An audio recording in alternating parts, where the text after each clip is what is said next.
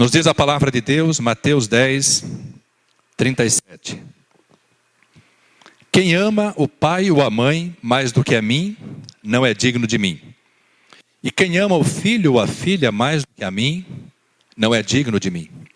E quem não toma a sua cruz e não segue após mim, não é digno de mim. Quem achar a sua vida, perdê-la-á. E quem perder a sua vida por amor de mim, acha-la. Amém, amados? Os irmãos podem sentar-se.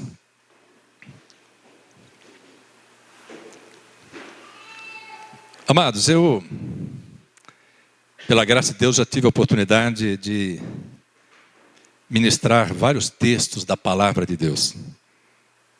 Nós fizemos a conta apenas aos domingos, são 52 domingos anuais, pelo menos 52 domingos anuais.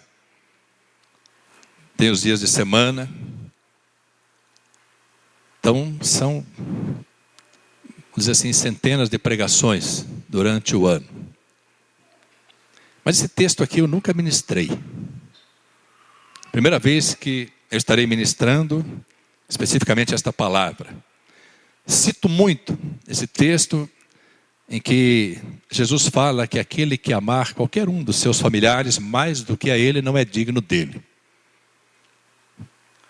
E o Senhor me deu essa palavra hoje pela manhã, quando nós estávamos encerrando a escola bíblica. E o Senhor falou poderosamente comigo. E essa palavra ficou latejando. Ela ficou, de certa forma, sendo ruminada. E de tempo em tempo, do final da escola bíblica, até o momento da preparação da palavra, de tempo em tempo ela subia, não apenas ao meu coração, mas à minha mente. E o Espírito do Senhor começava a me dar uma visão tão bendita desse texto, tão difícil de ser compreendido. Primeiro nós constatamos aqui que Jesus, ele não aceita concorrência em relação ao amor, à prioridade, à primazia que nós precisamos dar a ele. Para nós, pessoas naturais, pessoas que precisam ter o afeto natural, a afeição natural, não é fácil ouvir: quem ama o pai ou a mãe mais do que a mim não é digno de mim. Ou quem ama o filho ou a filha mais do que a mim não é digno de mim. E se Jesus vem na espinha dorsal da família e traz isso, eu poderia discorrer sobre isso dizendo assim: quem amar o marido ou a mulher mais do que a ele não é digno dele. Quem amar o irmão ou a irmã mais do que a ele não é digno dele. Quem amar qualquer outra pessoa ou amar algo à frente dele ou mais do que amá-lo não é digno dele. E esse amor sem concorrência, mano, ele é exatamente para que nós possamos crer que quando o amarmos verdadeiramente, e ele diz que para amá-lo, nós precisamos guardar a sua palavra.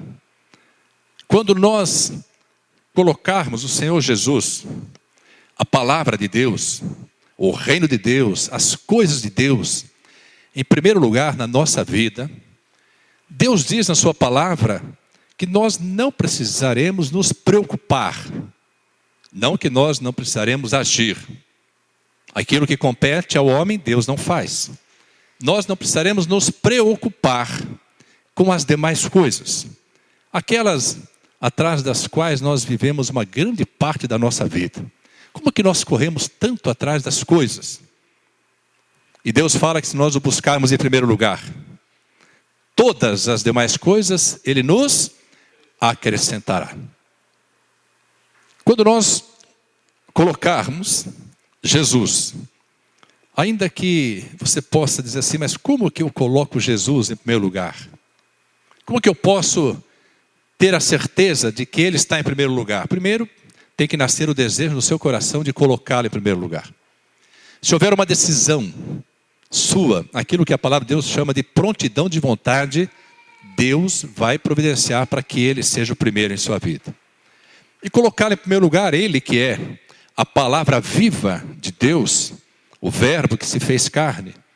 Quando você coloca a palavra dEle como primazia, como prioridade na sua vida, tudo quanto a palavra de Deus promete em relação a você, você certamente receberá.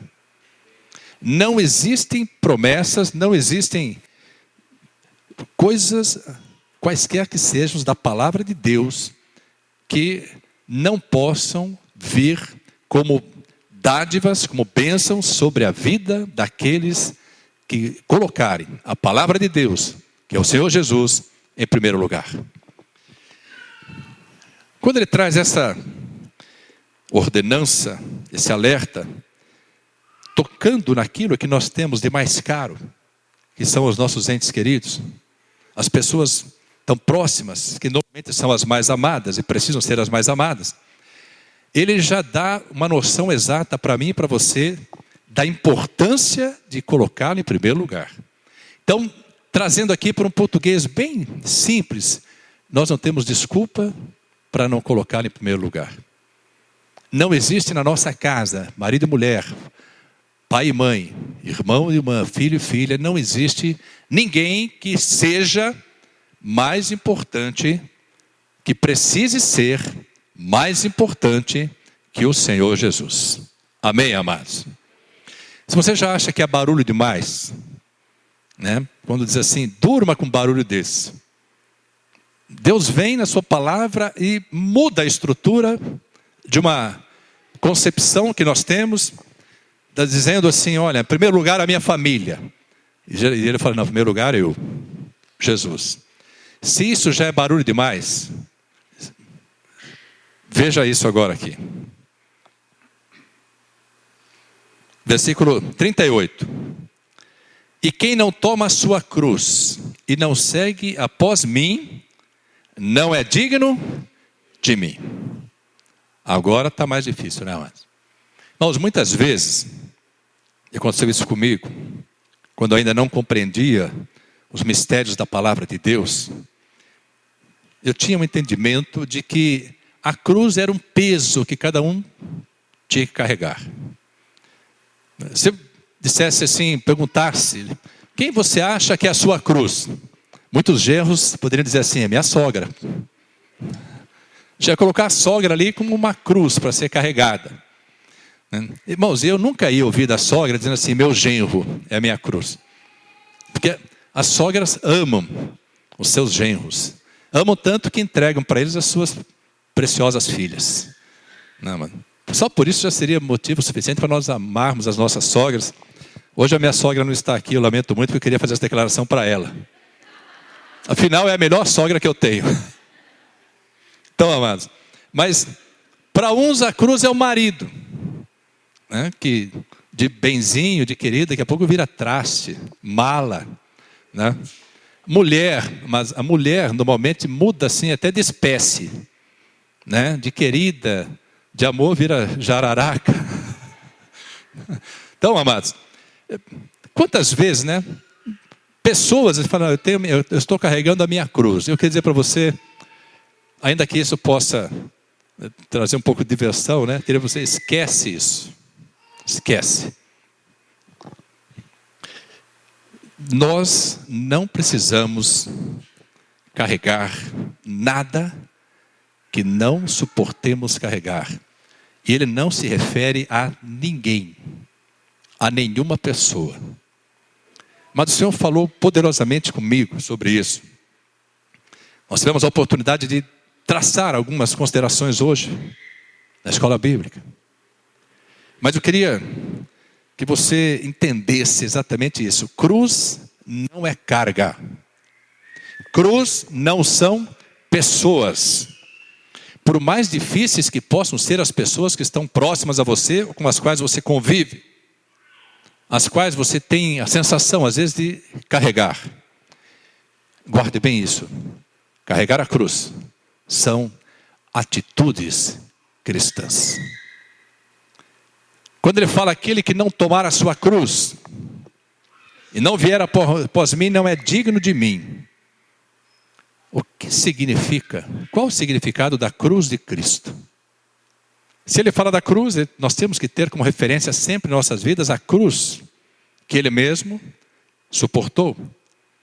E quando nós falamos da cruz de Cristo, nós precisamos nos lembrar. Isaías, o profeta Isaías fala, lá em Isaías 53, numa profecia tremenda, ele fala que Jesus levaria sobre si os nossos pecados, as nossas iniquidades, as nossas transgressões, as nossas afrontas, as nossas doenças, as nossas enfermidades, quando ele fosse crucificado ou levantado no madeiro, como diz a palavra, sobre ele estariam todos os pecados, todas as iniquidades, todas as transgressões, doenças, enfermidades, tudo que é maligno de toda a humanidade. Nós ainda não havíamos nascido, mas ele já levou sobre si todas as nossas enfermidades, todas as nossas doenças, todos os nossos pecados e transgressões. Quantos creem nessa porção? Fala glória a Deus. Amados, o castigo, diz a palavra que o castigo que não poderia nos trazer paz, nos trouxe paz porque foi lançado sobre ele. Então a cruz de Cristo, essa cruz gloriosa, ela é um exemplo de amor. Ela é símbolo de amor, de perdão, de renúncia. Atitudes que fizeram de Jesus Cristo a pessoa tão bendita, tão poderosa, que ele verdadeiramente é. Amados, quando ele levou sobre si, na cruz do Calvário, toda a carga da humanidade, amados, e não era pouca carga.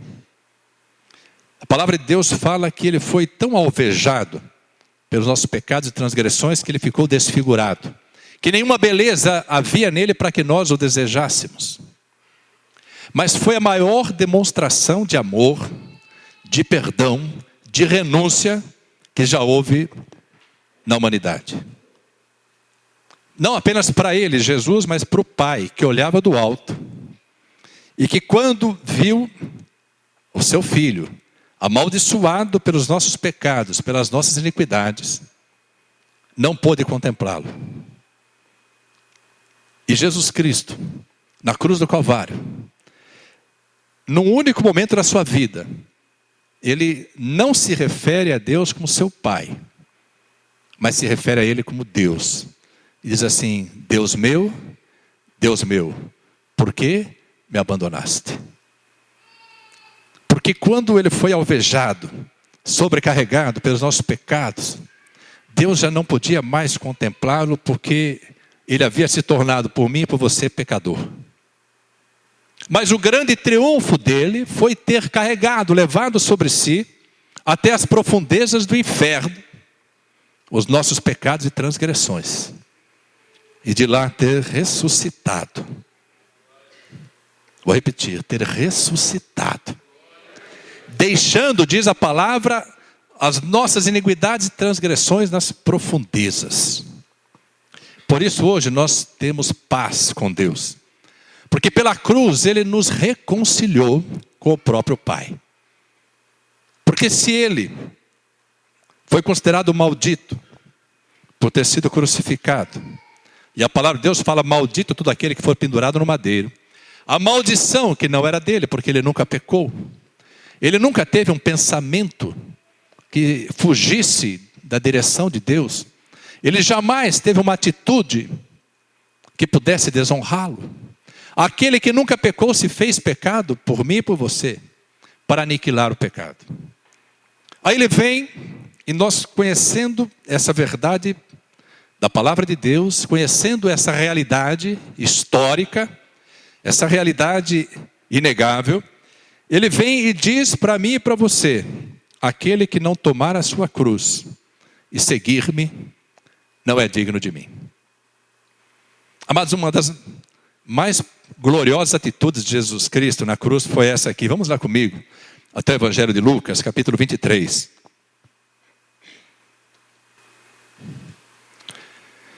Lucas 23, versículo 33 e 34. E quando chegaram ao lugar chamado a Caveira, o Gólgota, ali o crucificaram e aos malfeitores, os ladrões, um à direita e outro à esquerda. E dizia Jesus: Leia junto comigo. Pai, perdoa-lhes, porque não sabem o que fazem. Só até aqui. Irmãos, ele não havia cometido crime algum. Não tinha pecado. Foi crucificado. Os que o crucificaram, os que preferiram Barrabás ao invés de Jesus, estavam ali. E ele, ainda antes de entregar o seu espírito, ele intercede por aqueles mesmos que o traíram, que o caluniaram, que o crucificaram, dizendo: Pai, perdoa-lhes, porque não sabem o que fazem. Na cruz. Ele não estava no banco de uma igreja. Ele não estava no conforto da sua casa. Ele não pertencia a nenhum ministério. Ele veio para estabelecer o reino de Deus aqui na terra.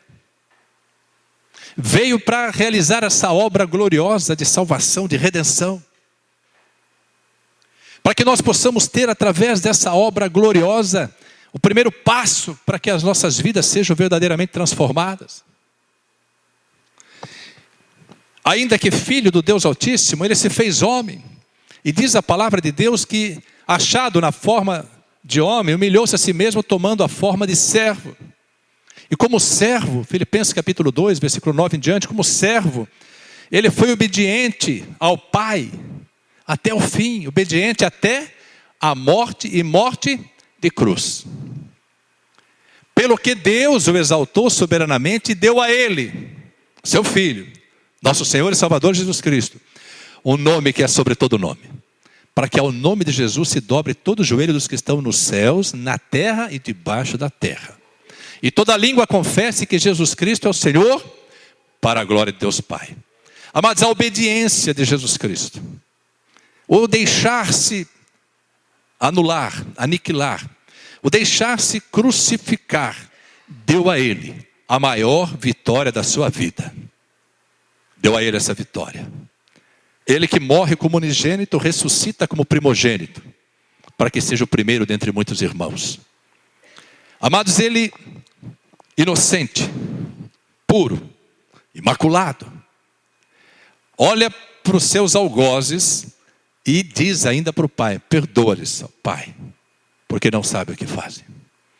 Isso é atitude de Cristo. Isso é atitude cristã. Isso é demonstração inequívoca de amor. Isso é demonstração inigualável de perdão. Isso é obra da cruz. Isso é obra da cruz. A palavra de Deus diz, livro de Hebreus, vamos até o livro de Hebreus, capítulo 12. Hebreus, capítulo 12. Versículo 1 diz assim: portanto, nós também, pois que estamos rodeados de uma tão grande nuvem de testemunhas, deixemos todo embaraço e o pecado que tão de perto nos rodeia, e corramos com paciência a carreira que nos está proposta, olhando para Jesus, autor e consumador da fé, o qual, pelo gozo que lhe estava proposto, suportou a cruz, desprezando a afronta, e assentou-se à destra do trono de Deus. Presta atenção agora. Considerai, pois, aquele que suportou tais contradições dos pecadores contra si mesmo, para que não enfraqueçais, desfalecendo em vosso ânimo. Eu queria repetir o versículo 2, para que você pudesse colocar agora dentro desse versículo. Olhando para Jesus, autor e consumador da fé, o qual, pelo gozo que lhe estava proposto, suportou a cruz, desprezando a afronta, e assentou-se à destra do trono de Deus, alcançou a sua vitória. Amados, havia um gozo proposto, prometido, uma alegria proposta, prometida pelo Pai para ele. Por isso ele suportou a cruz. Por isso ele suportou as afrontas. Por isso ele se deixou desfigurar. Por isso ele se deixou moer. E diz a palavra de Deus que ao Pai agradou o vê-lo moer. Porque quando Deus permitia que Jesus Cristo fosse moído, ele olhava para a minha vida e para a sua vida. Mas eu quero dizer para você agora, eu queria que você compreendesse essa verdade, esse mistério, para que a sua vida ela tenha uma transformação, para que você alcance um patamar espiritual que talvez você ainda não tenha alcançado. Se há uma promessa de Deus para a minha vida e para a sua vida, como havia uma promessa de Deus para Jesus Cristo, nos bastidores do céu, ainda antes do verbo se fazer carne, ainda antes do Pai liberar na sua palavra o seu verbo para que ele se fizesse carne, o Pai, o Filho e o Espírito, o Pai, a Palavra e o Espírito Santo, concordaram, unânimes, dizendo: há uma proposta de vitória espiritual que só pode vir através da vida do Filho. Mas tudo que ele sofrer na cruz, receberá de forma recompensadora, multiplicadora.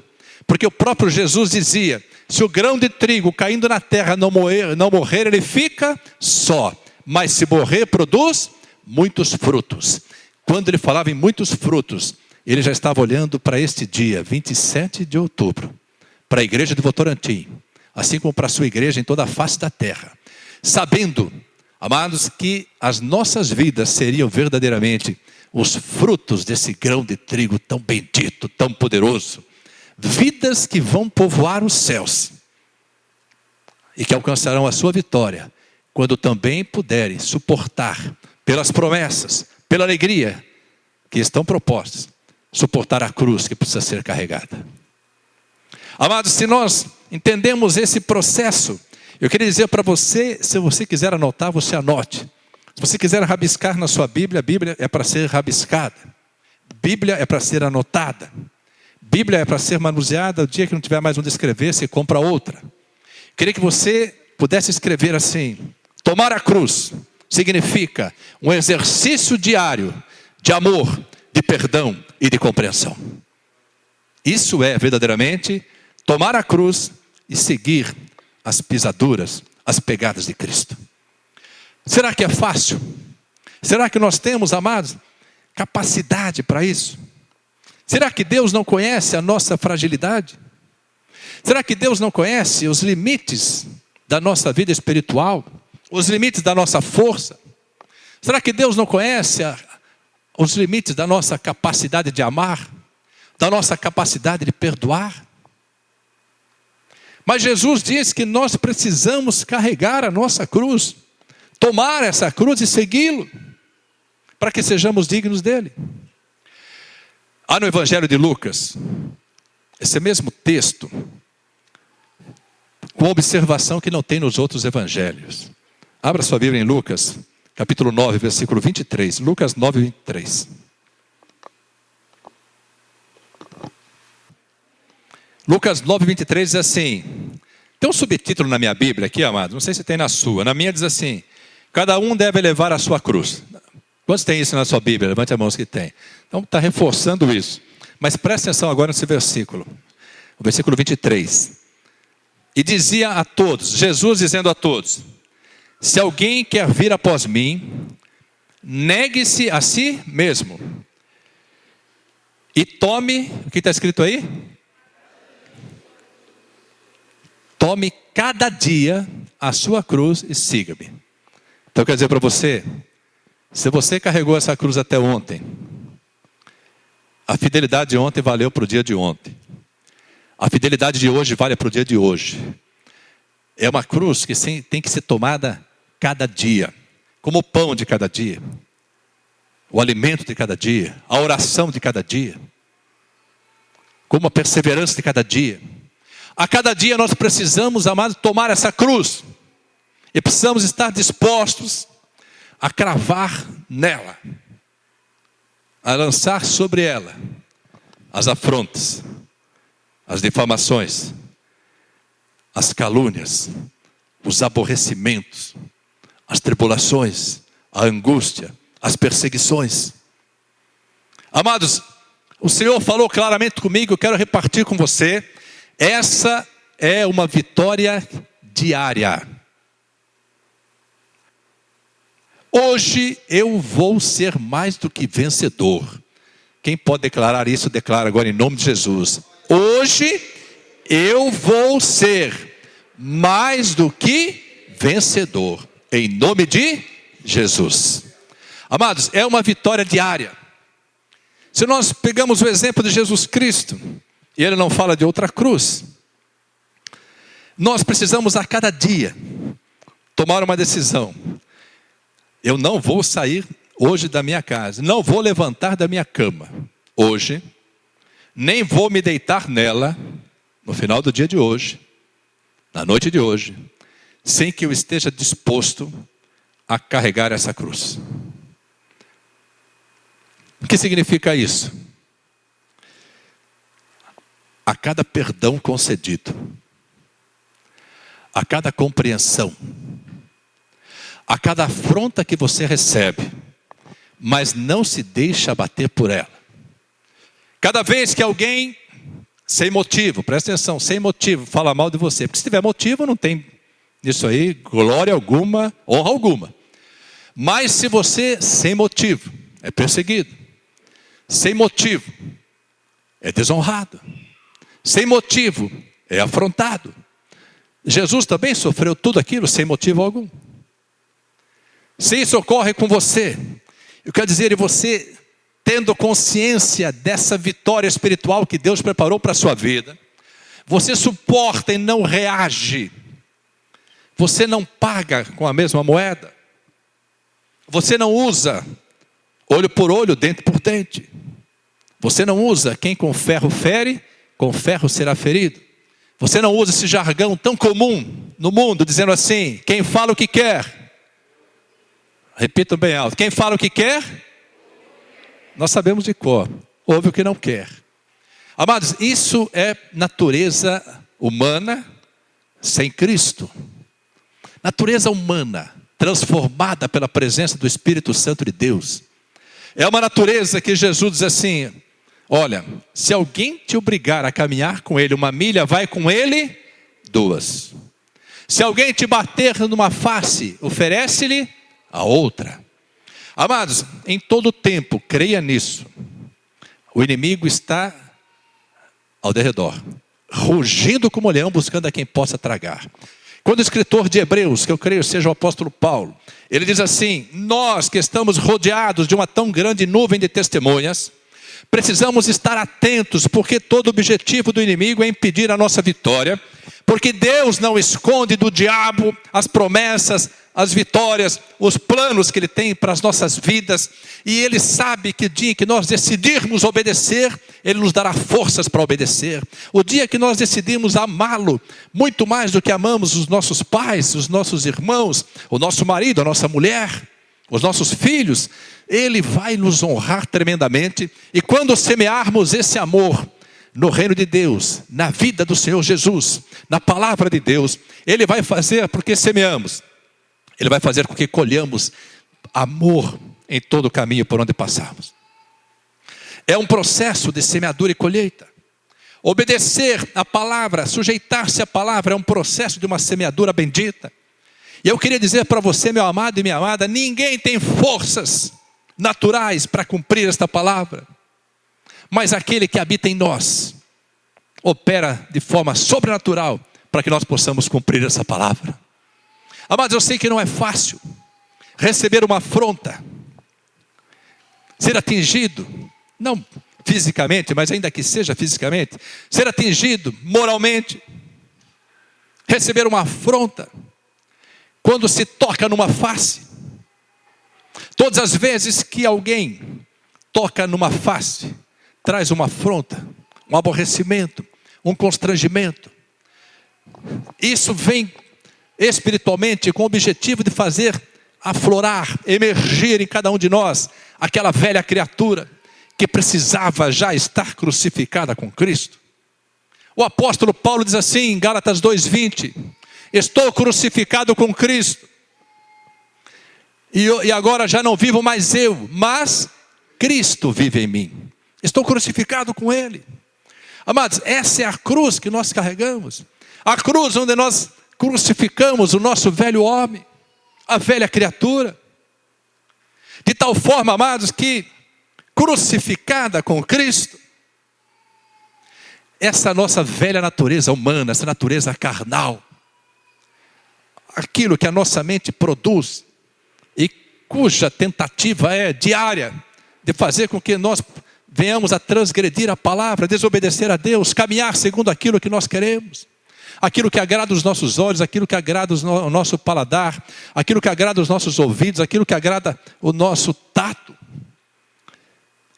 Amados, Deus fala que quando gostamos muito e nos tornamos muito amigos do mundo, nos tornamos inimigos dele. Deus quer que nós vivamos este mundo e quer que desfrutemos do melhor que o mundo tem, que a terra tem para oferecer. Mas Ele quer que nós exercitemos a cada dia. Tomemos essa decisão. Eu não vou sair de casa hoje. Nem vou levantar da minha cama hoje. E nem deitar nela hoje, sem que eu esteja com meu velho homem crucificado. Posso receber a afronta que for, ela vai atingir o velho homem que está crucificado. E se ele já estiver prestes a morrer, quanto mais alvejado for, mais rápido morrerá. E se ele já estiver morto, se você já alcançou a graça de fazer com que o velho homem esteja morto, pode afrontar à vontade. Pode tocar, pode bater na sua face, na velha face, à vontade. Amados, em Gênesis capítulo 1, abra sua Bíblia em Gênesis capítulo 1.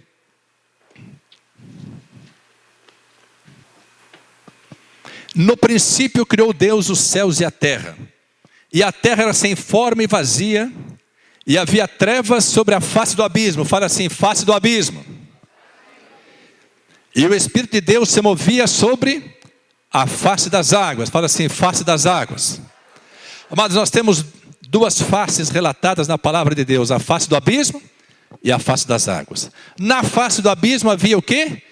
Trevas. Na face das águas, luz, porque nela se movia o Espírito Santo e disse Deus, haja luz e houve luz.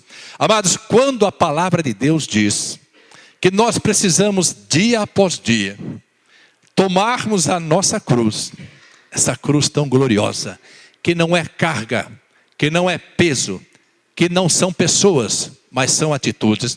Jesus fala para mim e para você, a cada dia, produza atitudes cristãs. Aquele que diz que está em Cristo, diz a palavra, precisa andar como Cristo andou. Caminhar como Ele caminhou. Amados, quando as afrontas, as injúrias, as calúnias, os aborrecimentos, as circunstâncias, vêm para atingir a nossa face, elas vêm como seta direto na face do abismo, onde havia trevas. Mas, se aquele que andava em trevas, a velha criatura, estiver crucificado, você vai dizer para quem te afronta, para quem te aborrece, para quem te calunia, para quem te desrespeita, sem motivo, você vai dizer assim, eu te amo, eu te perdoo, em nome de Jesus, amo a sua vida em Cristo Jesus. Sabe o que acontece com isso? Toda afronta vai para a face do abismo, para a face das trevas, sobre o velho homem, sobre a velha criatura, sobre o velho lobo. E você mostra para aquele que vem te afrontar, ainda que não seja digno de perdão, você precisa ser misericordioso. A misericórdia é o perdão imerecido. Você vai dizer para essa pessoa, eu te amo em Cristo Jesus, porque Cristo me amou, e a minha velha criatura está crucificada com Ele. O velho lobo, o velho homem, está crucificado com Cristo. E hoje eu não vivo mais, mas Cristo vive em mim. E é pelo poder do seu Espírito que eu suporto as afrontas, as injúrias, as calúnias, as difamações. E você não atinge, nem faz reviver a velha criatura, porque ela está crucificada. Você tocou na face do abismo, mas eu lhe mostro a face das águas, porque nela paira o Espírito Santo de Deus. É essa porção bendita que nós precisamos viver. É essa porção bendita que nos faz mais do que vencedores a cada dia. Amados, a teimosia da velha criatura, ela precisa acabar. Se for necessário, vai matando o velho homem a cada dia. Vai matando. Vai fazendo com que ele morra de inanição. Vai mostrando para Deus que a presença dele em você, a presença da palavra dele em você, essa comunhão bendita da igreja, ela está fortalecendo, te dando musculatura espiritual, de tal forma que você suporta as afrontas, que você é capaz de perdoar, não apenas os próximos, os da sua casa, os da sua igreja, mas inclusive os inimigos, aqueles que são usados pelo inimigo, porque a nossa luta não é contra a carne e sangue, mas contra os principados e potestades. Você está preparado para enfrentar essas batalhas espirituais, porque você já não é mais movido, dirigido por uma natureza carnal, humana, mas espiritual.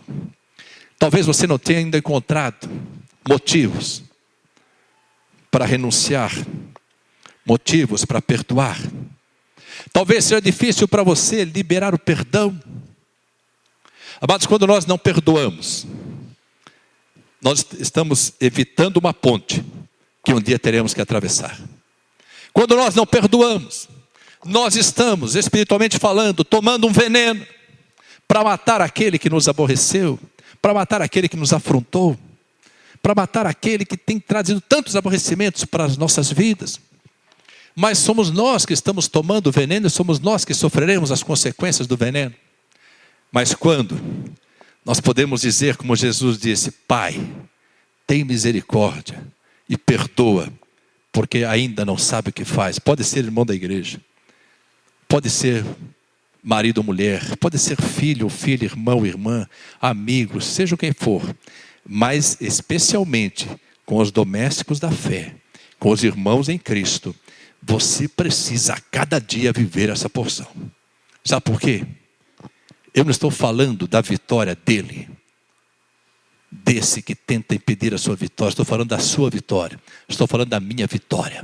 Que quando nós obedecemos a palavra, quando nós carregamos essa cruz, na qual nós permitimos que sejam lançadas as afrontas, as injúrias, difamações, os maltratos, os aborrecimentos, seja o que for, as mentiras, nós estamos cumprindo a palavra de Deus e estamos dizendo para o Deus Todo-Poderoso: o Senhor sabe que não é fácil, mas dá-me forças para obedecer a tua palavra, para que através dela eu seja não apenas hoje, mas sempre mais, muito mais do que vencedor, pelo poder que em mim opera. A sua vitória está aqui. Carregar a sua cruz significa a cada dia você estar disposto a obedecer, a deixar-se atingir, mas não revidar, não devolver na mesma moeda. Não, nós não podemos ser mais olho por olho, dente por dente. Nós precisamos amar da mesma forma como Ele nos amou e se deixou atingir, se deixou alvejar pelas nossas transgressões, pelas nossas iniquidades. Ele não precisava, nós precisamos. Nós precisamos, porque um dia fomos pecadores, um dia não éramos dignos da graça e da misericórdia, mas Deus não olhou para os nossos pecados, Deus não olhou para as nossas deformidades, Deus não olhou para a teimosia da velha criatura, Deus olhou para essa nova criatura, esse embrião de uma vida cristã, que começou a agir, a ser gerada dentro de cada um de nós. Nós precisamos não apenas estarmos grávidos de Jesus Cristo. Jesus precisa vir à luz em nossas vidas. E como que Ele virá à luz? Através das nossas atitudes. É quando amamos, é quando perdoamos, é quando compreendemos, é quando nos deixamos crucificar, que nós manifestamos partículas desse amor inigualável. Amados, nós precisamos aprender que carregar a nossa cruz, que não é fácil, mas vai nos trazendo alívio a cada dia, porque o peso das afrontas, das injúrias, das calúnias, vão caindo sobre o velho homem, que precisa morrer a cada dia, para que o novo homem cresça, até que um dia alcance a estatura do varão perfeito. A minha vitória e a sua vitória já foi estabelecida por Deus. Deus vai nos capacitar. A cruz vai nos trazer força. A cruz vai nos trazer paz. A cruz vai nos trazer vitória. A nossa vitória já foi estabelecida.